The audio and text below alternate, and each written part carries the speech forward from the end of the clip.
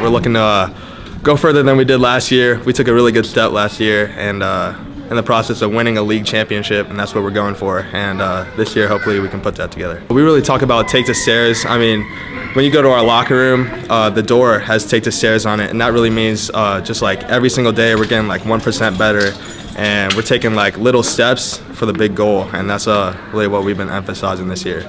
You know, right before we leave that locker room that says be where your feet are. You know, we encourage the kids every time they step in the gym, your job is to be one step better than it was before you entered that gym. And, you know, I think be where your feet are kind of goes hand in hand with that. You know, we talk to the kids about just playing present. You know, there's pressure when you think about the mistakes that you made. If you think about, you know, what's going to happen a couple minutes from now, you're adding pressure that isn't necessary. So we just encourage our kids to play in the moment and forget the past. Don't worry about the future, and just be where your feet are and take one step at a time.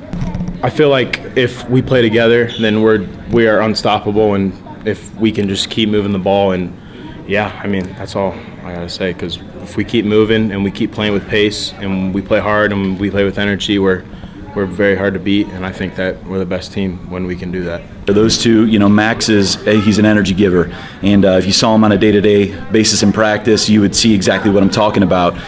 He brings the juice, and you know, Solomon is, you know, he's a kid that truly changed our culture.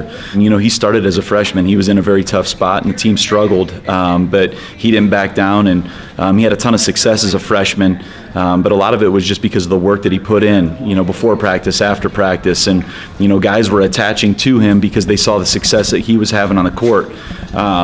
You know, so he's multiplied our workers, I guess, if you want to call it that. But you know, we've got a lot of guys that just don't go home now before or after practice. Excuse me, they don't go home, and they're workers. And you know, a lot of people don't know it, but you know, Solomon is the president of his class in student council.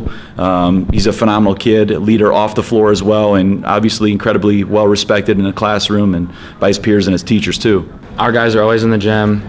I think our team's really scrappy. You know, we might not be the biggest team, but I think we can go both ways, and I just love the group of guys I'm with. So we got Maxx Bosley. He's really tough. He's probably one of the toughest kids who's ever come through the program, hands down. Connor Sands, who we just talked to, he's really athletic, he's encouraging, and as a senior, he's really stepped up as a leader. And then Caden Madigan, who's our point guard, he's a dog, and he works super hard, and you always see him putting in hours before practice, after practice. He's a leader like that.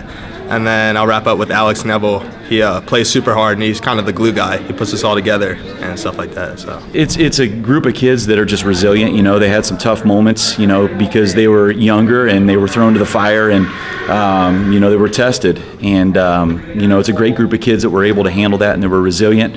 And you know, there's such good relationships within this team right now, and I think they compete with each other, they fight for each other, and you know, they've gone through those moments together. So there's great bonds in that locker room right now.